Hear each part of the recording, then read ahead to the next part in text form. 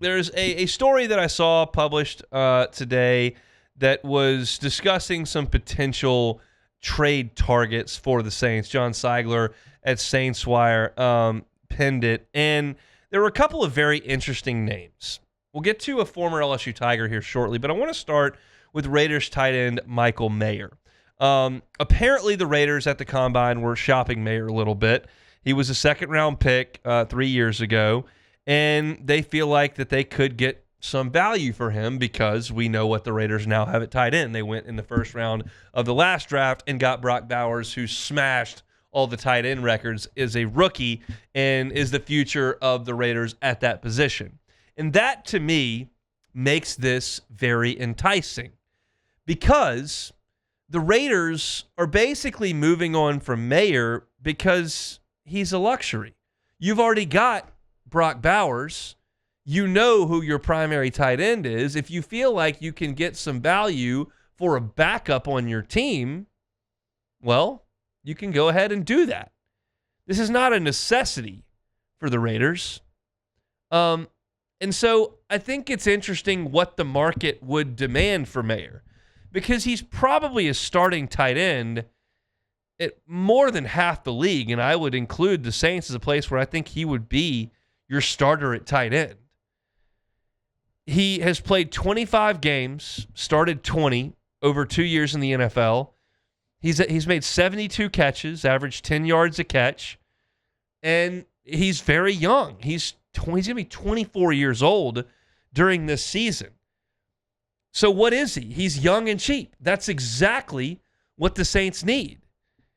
And if the Raiders are just trying to recoup a little bit of value, yeah, I'm okay making a move like that for a guy who doesn't cost a lot, is clearly a talent, a guy they took in the second round that has already produced over the course of 25 league games, and you might be able to get him for a relatively affordable price. I'm all in on the Saints making a move for Michael Mayer. Now, the problem is, if the Raiders get a lot of folks involved and start to drive up the price with a bidding war, well, then I'm probably out because the Saints are not a nice tight end piece away from getting this thing back where it needs to be. That's one of the many things they need to target.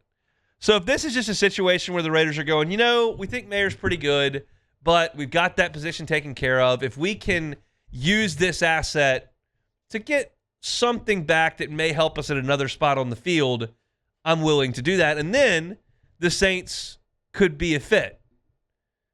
If you're going, well, we got 4 teams interested, what's your best offer? Drive that price up, then I'm out. But Mayer is exactly what the Saints need. He's young at 24 years old. He's cheap as a second-round pick from 2 years ago. He plays a position where the Saints probably need some help.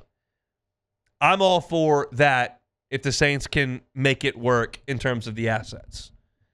Another trade partner that Seigler brings up in this piece is a former LSU Tiger. That's Devon Godchaux. Now, Devon Godchaux is not young. He is on the wrong side of 30. He'll play 2025 as his age 31 season. But he is relatively inexpensive. You're talking about a cap hit this year, on the final year of his deal before there's an out, of $8.3 million. His base salary is $4 million. He's got a signing proration of $3 1/3. Then you've got a roster bonus, a workout bonus, and the cap hit in totality comes out to $8.33 million. That is roughly 3% of the league salary cap. The Saints can swing that. The Saints can take a starting defensive tackle for $8.3 million. And it's only a 1-year deal. And Devon Godchaux does something that the Saints desperately need. He stops the run. He's not an elite pass rusher. He's probably a little bit past his prime years, but he's incredibly durable.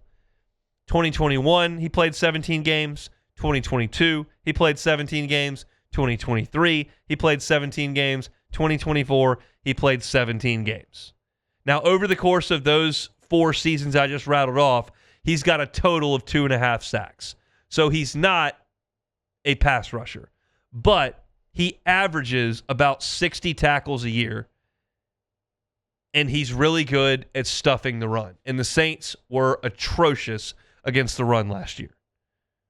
You're talking about a run defense that was almost at the bottom of the NFL. They were second worst in the league in stopping the run. So if Godchaux can give you 30 snaps a game, can play in running situations, can help Brian Brzee learn how to be a run-stopping interior defensive lineman, I think that's fine. And if you decide at the end of this year that you'd like to keep him around for a couple more years until he's 32 or 33, well, you can have that discussion. But you're not married to that if you make a move to go get him right now. So while I'm not completely on board with the Saints making a lot of moves for 30-plus-year-old players, and y'all know that, I've talked about it at length, this one makes a lot of sense because he's not egregiously expensive, and he certainly brings something to the table that you've been looking for. So I'm for that move if it is available. There are some other names on this list. Titans offensive outside linebacker Harold Landry III is a guy that you think may be able to get after the passer a little bit. He's 28 years old. He's got 50 sacks in his career. That's a skill set that you've been looking for. I don't know how much that would ultimately end up costing you as far as assets go, because he's got more statistical prowess than Mayer or Godchaux, but it's something that you need on your roster. Chargers wide receiver Quentin Johnston. You know the Saints are going to be in the market for wide receivers one way or another. I'd probably rather you try to do that in the draft or free agency, but you're talking about a guy who has played under Kellen Moore, who was there when Kellen Moore was the offensive coordinator in L.A., and potentially Quentin Johnston with that big frame might make some sense. In his second season, he had 55 catches for 711 yards and 8 touchdowns. That greatly surpassed his rookie season, so it's a guy that may be onto something there. It's not a great wide receiver class in this draft, so maybe the Saints could be interested there. And the last name was Kenny Pickett. That doesn't do a ton for me. I'm not in the mode of giving away assets for Kenny Pickett. I can get on board with Justin Fields to an extent.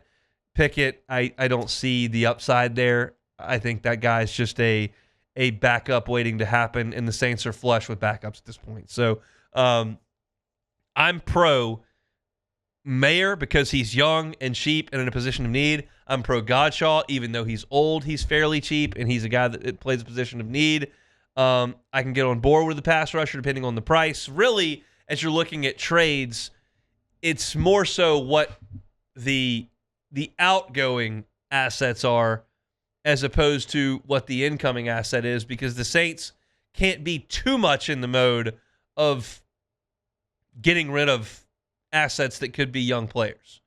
But if the perfect position arises, I can get on board with it. We'll see. These are things that are fun to talk about and speculate about on the front end, but truly can't be properly analyzed until you get to the back end of it. And you see what the return is, and you see what the production ends up being, and you see what the cost ends up being.